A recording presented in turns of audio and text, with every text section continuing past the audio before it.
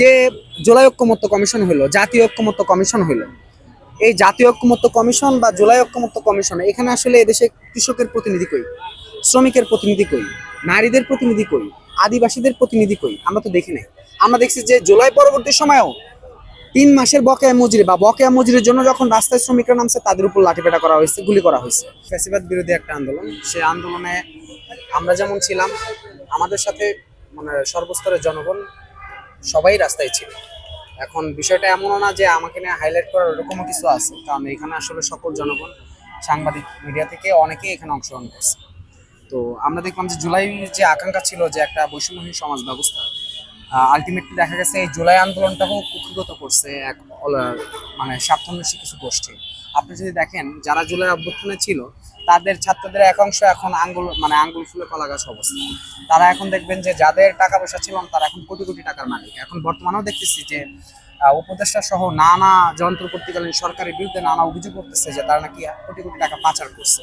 বা এটা আসলে খোঁতায় দেখার বিষয়, এবং এটা তো বাস্তব যে আসলে যারা আগে নর্মালি চলাফেরা করতো তারা এখন গাড়ি বহন নিয়ে চলাফেরা করে।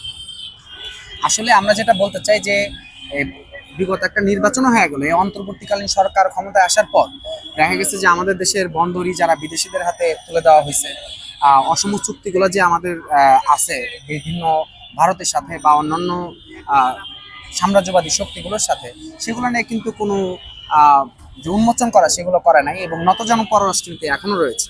আমরা দেখতে পাই যে আসলে আমরা যেটা বলছি যে আসলে এই যে বিদ্যমান যে মানে ধনিক শ্রেণীর যে সরকার ব্যবস্থা, এই সরকার ব্যবস্থার মধ্যে আসলে দেশের সাধারণ জনগণের কোনো মুক্তি সম্ভব না।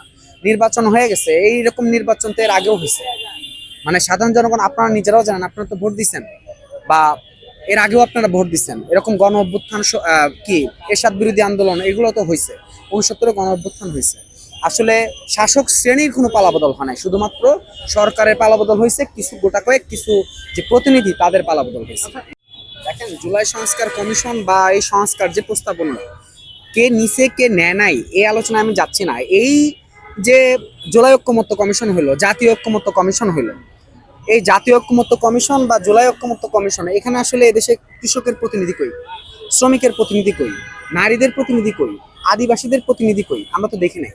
আমরা দেখছি যে জুলাই পরবর্তী সময়েও 3 মাসের বকেয়া মজুরি বা বকেয়া মজুরির জন্য যখন রাস্তায় শ্রমিকরা নামছে, তাদের উপর লাঠিপেটা করা হয়েছে, গুলি করা হয়েছে।